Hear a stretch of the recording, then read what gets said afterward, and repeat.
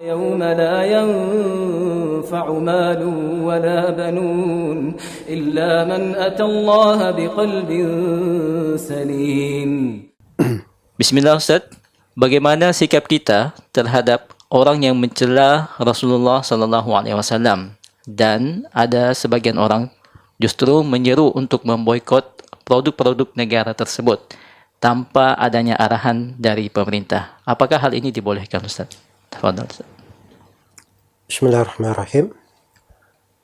Alhamdulillahi Rabbil Alamin. Wassalatu wassalamu ala al-mabuthi rahmatan lil alamin. Nabiina Muhammad wa ala alihi wa sahbihi wa man tabi'ahum bi ihsanin ila yaumiddin, amma ba'd. Mencela Nabi sallallahu alaihi wasallam kalau dia berasal dari orang kafir, maka itu sudah berada di dalam histori orang-orang Yahudi dan Nasara. Jangankan mencela, mereka malah membunuh nabi-nabi mereka. Di sebagian umat mereka membunuh para nabinya.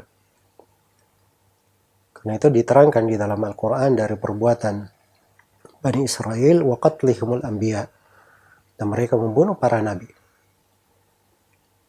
Lebih daripada itu mereka lakukan. Jangankan nabi, bahkan mereka mencela Allah Subhanahu wa ta'ala. Apabila itu berasal dari seorang yang bernisbat kepada Islam, dia mencela Rasulullah SAW, maka batal keislamannya menurut kesepakatan ulama. Karena mencela seorang nabi itu adalah pembatal keislaman tanpa ada silang pendapat. Nabi siapa saja?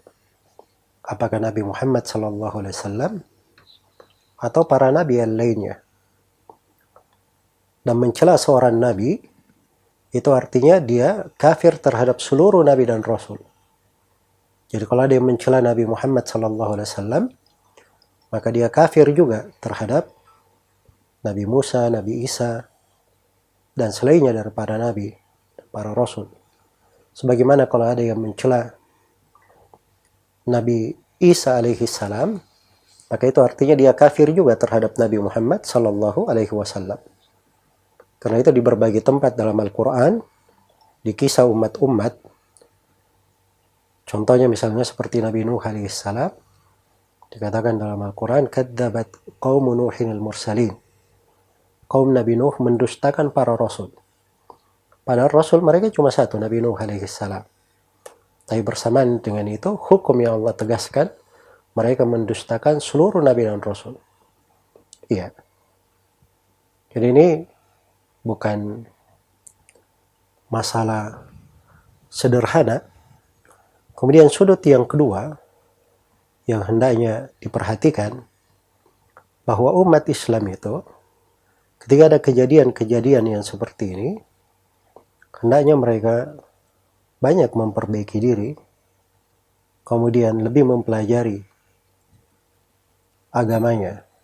Sebab tidak ada yang lebih dahsyat terhadap orang-orang kafir, orang-orang yang menyelisih jalan para nabi dan para rasul.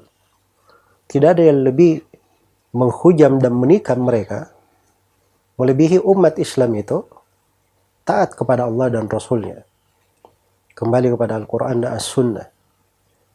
Karena itu mereka sangat tidak senang sekali kalau ada dari umat Islam ini yang kembali kepada Allah dan Rasulnya, taat kepada Allah dan Rasulnya, melakukan ibadah mereka dengan baik, apalagi sebagai orang-orang yang belajar dan menuntut ilmu agama. Nah, itu akan dimusuhi oleh seluruh lapisan syaitan dari kalangan jin dan manusia, dan akan bersatu padu di dalam hal tersebut. Iya. Adapun terkait apabila di belakang perbuatan tersebut ada seruan untuk memboikot negara, maka ini bukan hak orang per orang dan tidak boleh diserukan kecuali oleh kepala negara. Iya. Karena itu kalau ada yang menyuruh untuk memboikot produk negara ini, produk negara itu karena negara tersebut telah dipastikan menghina Allah dan Rasulnya atau melakukan tindakan yang di luar kemanusiaan atau yang semisal dengannya, maka seruan itu tidak boleh berasal kecuali dari pemerintah, sebab mereka yang punya wewenang di dalam hal tersebut. Adapun kita secara pribadi, kalau mau memboikot secara pribadi silahkan, nggak ada masalah. Saya nggak mau beli produk ini, produk itu. Nah, itu hak saya secara pribadi. Tapi mengajak orang untuk memboikot, nah itu kita harus tahu posisi kita di mana di dalam hal tersebut. Iya, karena ini masalah mengajak untuk menjuru memboikot itu banyak keterkaitannya dari sudut keagamaan, dari sudut kehidupan bernegara, dari sudut hubungan antara negara ke negara yang lainnya, dan berbagai pembahasan di dalam politik syar'i terkait dengan hal tersebut. Semoga Allah Subhanahu wa taala memberi taufik kepada semuanya.